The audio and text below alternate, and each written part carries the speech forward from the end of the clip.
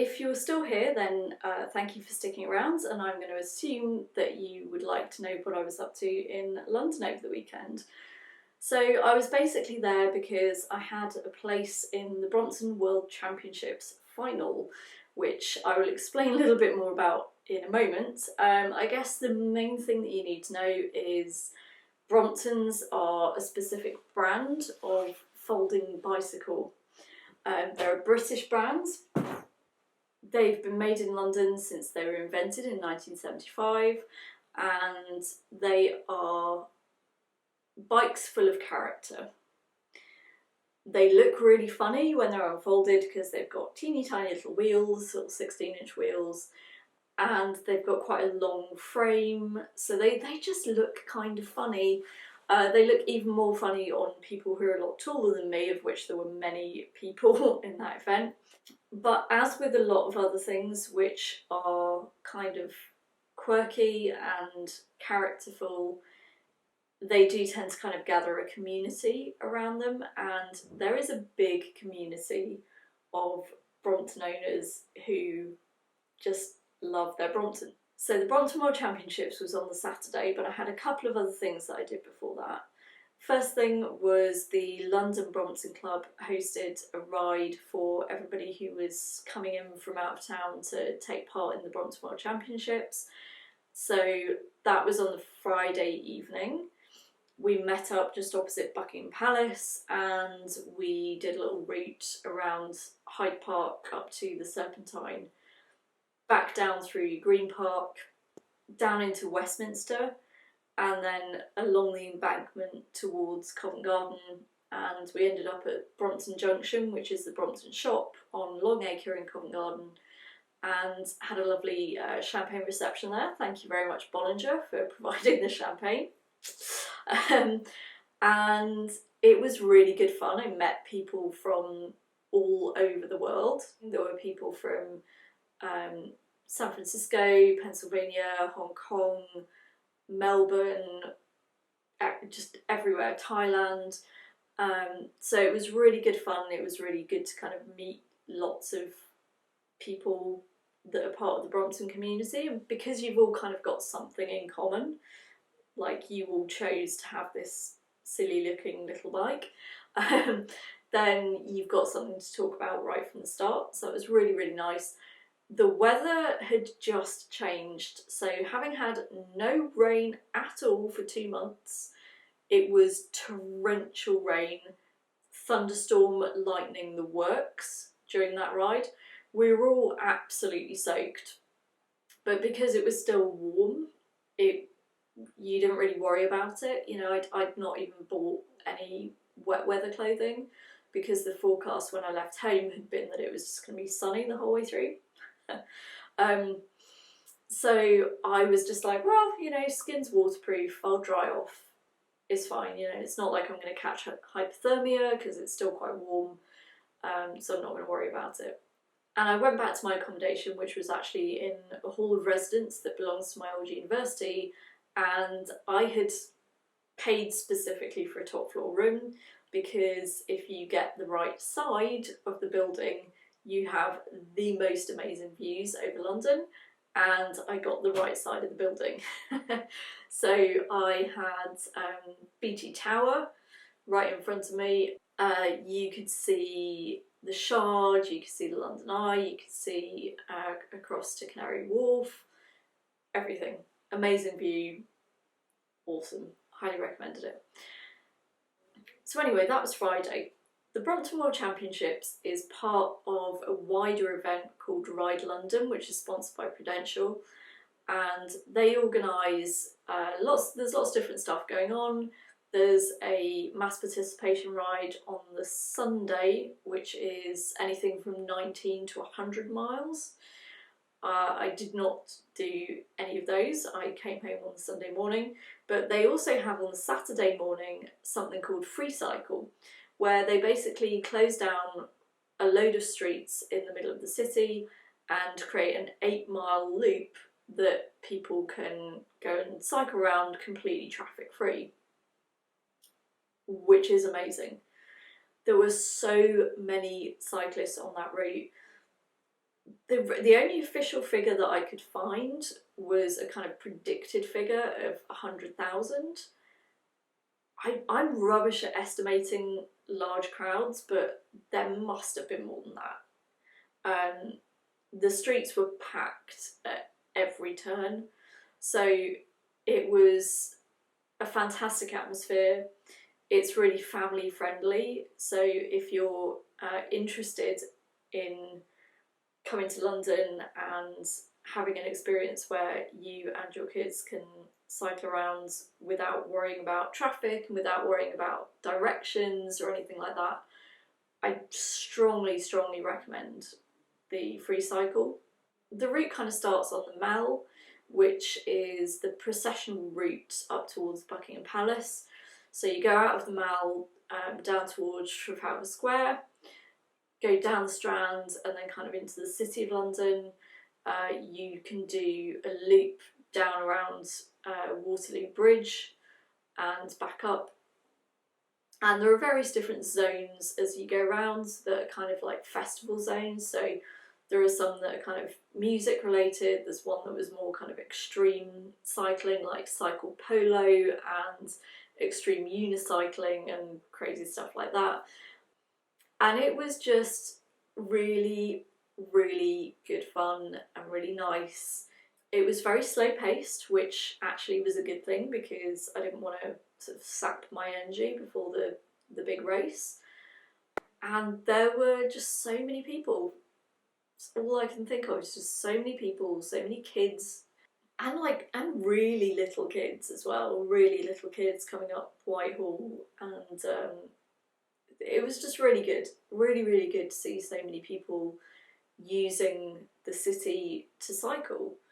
And it just makes you think there are all of these people out here who would love to cycle through the city, but you know, do they feel confident enough? Do they feel safe enough?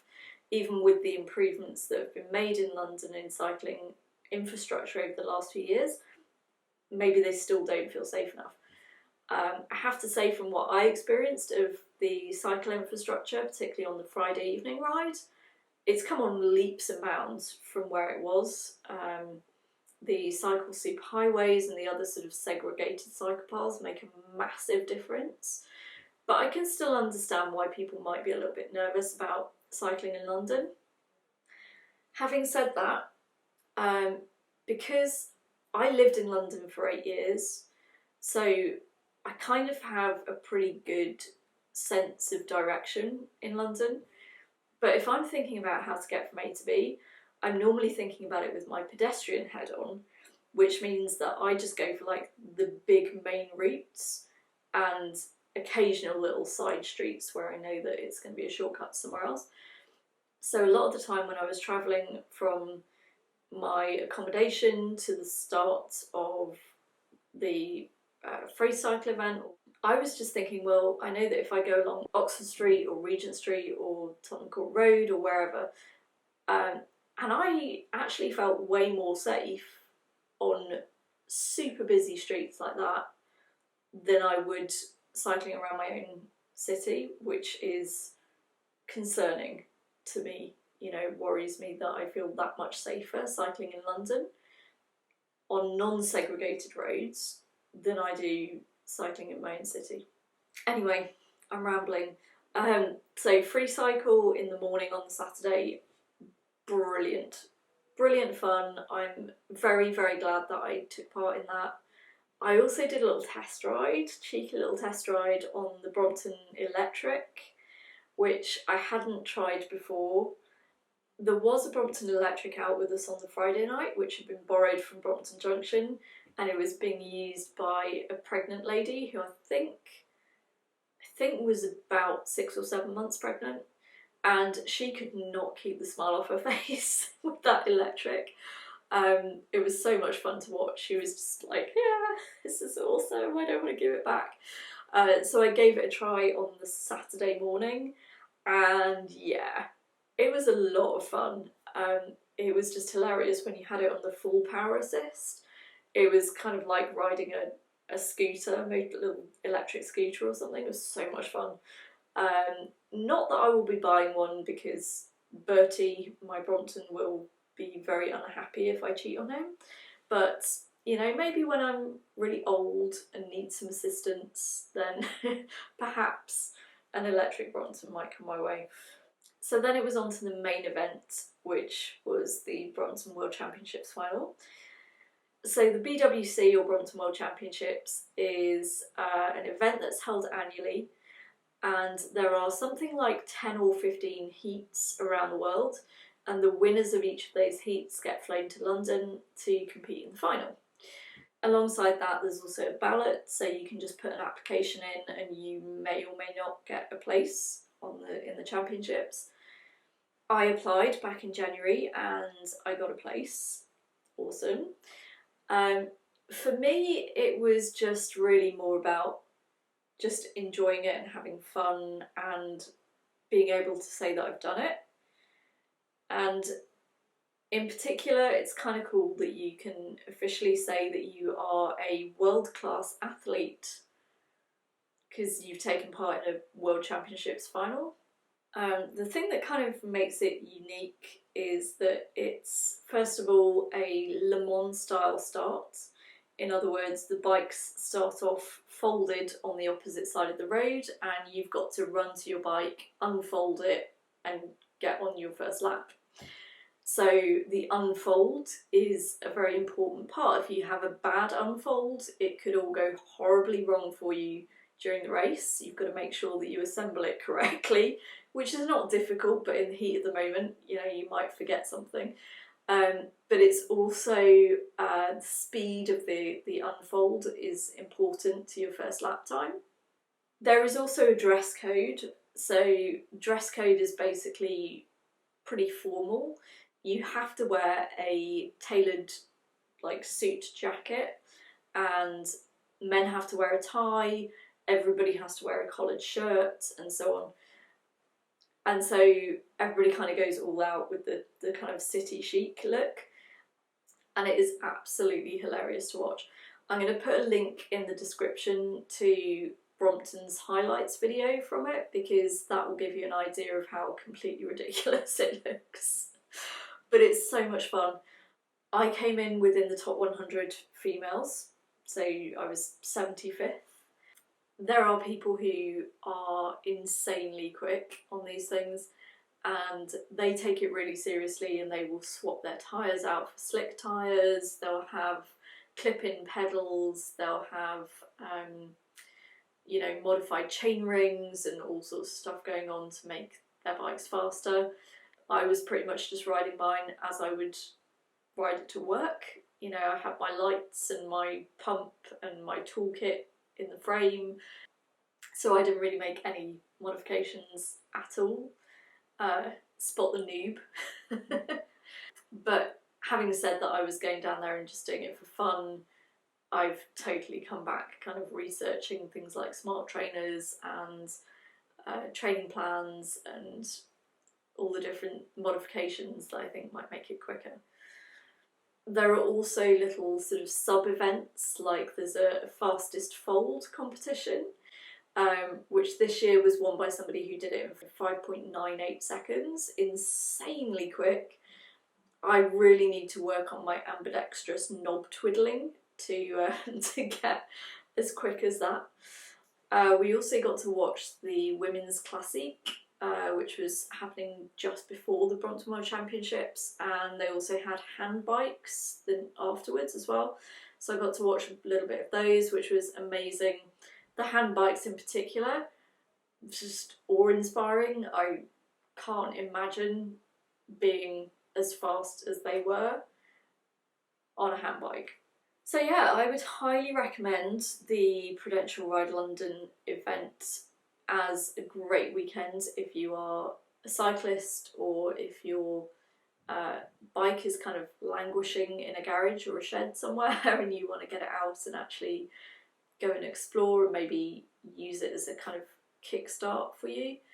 Gonna have a cuddle. There we go. So yeah, I kind of came back with this appreciation of the Bronson community and all the fantastic people in it. definite respect for all of those who can ride Bromptons incredibly quickly, and I will be back next year. Whether I have a ballot place or not, I would still go down there and definitely participate in the rest of the Ride London events, but I would also just watch the BWC. It would be fantastic to see from the other side of it. My hope is that hopefully some of my colleagues might be able to join me next year.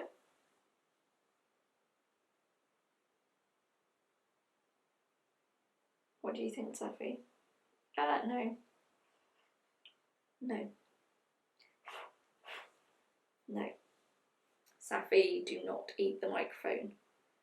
So yeah, fantastic weekend, but it has put me a little bit behind on 51 yards because there was a lot of preparation work required for things like shopping for my outfit for the BWC and all that kind of thing. Stop eating the microphone, naughty girl. Naughty.